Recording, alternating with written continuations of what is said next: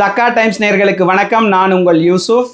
திருச்சி கிழக்கில் தாவேகாவின் சார்பில் யார் வேட்பாளர், இதுதான் இன்னைக்கு ஹாட் டாப்பிக்காக போயிட்டுருக்கு. அதுவும் ராகவா லாரன்ஸ் அங்கே போட்டியிட போகிறாரு அப்படின்றது தான் ட்ரெண்ட் பண்ணிகிட்டு இருக்காங்க. ஆனால் உண்மையில் அங்கே யார் நிற்க போகிறாங்க அப்படின்றது தமிழக முதலமைச்சர் விஜய் கிட்ட தான் இருக்குது.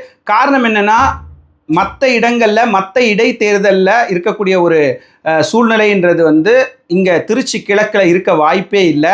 இதுக்கு முன்னாடியே அஇஅதிமுக சார்பில் ஒரு 4 சட்டமன்ற உறுப்பினர்கள் ராஜினாமா செஞ்சு தாவேக்கால போய் சேர்ந்துட்டாங்க. மொத்தம் 5 சட்டமன்ற உறுப்பினர்களுக்கான தேர்தல் விரைவில் நடக்க இருக்குது அப்படின்னு எதிர்பார்க்கப்படுது. இந்த சூழலில் விஜய் 2 இடங்களில் போட்டிட்டாரு. பெரம்பூர், திருச்சி கிழக்கில் 2 இடத்துலையுமே வெற்றி பெற்றாரு. ஆனால் பெரம்பூரை தக்க வச்சுக்கிட்டாரு, திருச்சி கிழக்க ரிசைன் பண்ணிட்டாரு. அப்போது அந்த மக்கள் நம்பி வாக்களிச்சாங்கல்ல, அப்போ அவங்க எந்த மாதிரி மனநிலையில் இருப்பாங்க, அவங்கள சரியாக கையாளணும். கண்டிப்பாக ஆளும் கட்சினா வெற்றி உறுதி அப்படின்ற ஒரு சூழல் இருந்தாலும் எதிர்கட்சி பல இடங்களில் தோற்றுருக்காங்க. அப்போது அந்த திருச்சி கிழக்க வெற்றி பெற்றே தீர்வோம், அதனால் தமிழக முன்னாள் முதல்வர் ஸ்டாலின் கூட அங்கே நிற்கணும் அப்படின்ற ஒரு அப்ரோச் திமுக கட்சி சார்பில் வைக்கப்பட்டுச்சு. இந்த சூழலில் திருச்சி கிழக்கு அப்படின்றது ஒரு ரொம்ப முக்கியமான ஒரு தொகுதியாக பார்க்கப்படுது. அப்போது விஜய் யாரை களமிறக்குவார்? பல கட்சிகள்லேருந்து சேர்ந்துருக்காங்க, அவங்கள களமிறக்க போகிறாரா, இல்லை அவர் ஒரு ஸ்டாரை கொண்டு போயிட்டு களமிறக்கி பண்ண போகிறாரா? ஏன்னா நான் ஒரு நடிகராக இருந்து மக்கள் பணியில் செஞ்சு நான் தமிழக முதலமைச்சராக வரத்துக்கான என்னை நம்பி நீங்கள் வாக்களிச்சிங்க. அதே போல் ராகவா லாரன்ஸ் அப்படின்றது அவர் பல சமூக பணிகளில் ஈடுபட்டிருக்காரு.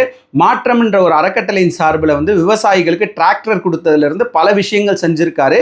என்னை போலேயே ஒருத்தர், நான் அங்கே இல்லைன்னு நீங்கள் வருத்தப்பட தேவையில்லை, என்னை போல ஒரு மறு உருவத்தை நான் ராகவா லாரன்ஸை நிப்பாட்டுறேன் அப்படின்னு சொல்கிறாரா? இது போன்ற விஷயங்கள்லாம் அந்த இடத்துல பேசப்படுது. ஆனால் அதைவிட ரொம்ப முக்கியமாக நம்ம யோசிக்க வேண்டிய விஷயம், ராகவா லாரன்ஸ் மிகப்பெரிய தீவிர ரசிகர், ரஜினியோட ரசிகர். அப்படி இருக்கும்போது இன்றைக்கி அண்ணாமலையும் ரஜினியும் கைகோர்த்து ஒரு கட்சியை அப்படி டிராவல் பண்ண போகிறாங்கன்ற சர்ச்சைகள் முன்னாடியே எழும்பிக்கிட்டு இருக்கு. இன்னைக்கு அண்ணாமலையினுடைய பிறந்த நாள், அவரும் கட்சியை துவக்க இருக்காரு.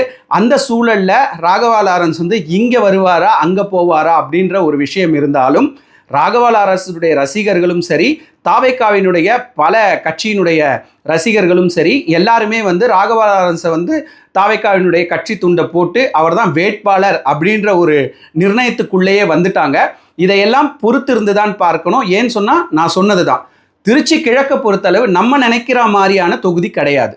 ஏன்னா அதில் தமிழக முதலமைச்சராக இன்னைக்கு இருக்கக்கூடிய ஜோசப் விஜய் அங்கே வெற்றி பெற்று அந்த விஷயத்தை ரிசைன் பண்ணியிருக்காரு. அப்போது தமிழக முதலமைச்சர், முன்னாள் முதலமைச்சர் மு.க. ஸ்டாலின் அங்கே நிற்க வைக்கணும் அப்படின்றது கட்சியினுடைய அப்ரோச். அதே போல் மாற்று கட்சிகளில் இருக்கவங்களும் அங்கே மையம் கொள்வாங்க அப்படின்னு எதிர்பார்க்கப்படுது. இந்த சூழலில் வெற்றி வாய்ப்புன்றது ஆளும் கட்சிக்கு இருக்கும் என்ற ஒரு சாதக பாதகங்கள் இருந்தாலும், ஆனால் அந்த தொகுதி ஒரு ஸ்டார் தொகுதியாக பார்க்கப்படுகின்றது. இது போன்ற கள நிலவரங்களை உடனுக்குடன் விரிவாகவும் இருப்பதாகவே பார்ப்பதற்கு தக்கா டைம்ஸ் தொடர்ந்து ஃபாலோ பண்ணுங்கள், சப்ஸ்கிரைப் பண்ணுங்கள், ஆதரவு கொடுங்க, மற்றவர்களுக்கு ஷேர் பண்ணுங்கள். இதில் உங்களுக்கு தெரிஞ்சோ தெரியாமலோ சில விஷயங்கள் ஏதோ உங்களுக்கு கருத்து வேணும் அப்படின்னா கூட நீங்கள் கமெண்ட் பண்ணுங்கள். அந்த கமெண்ட் ரெஸ்பான்ஸ் படி உங்களுக்கு மீண்டும் இந்த செய்தி இன்னும் விரிவாக்கமாக தரப்படும் என்ற நம்ம தரப்புலேருந்து சொல்லிக்கிறேன். நன்றி.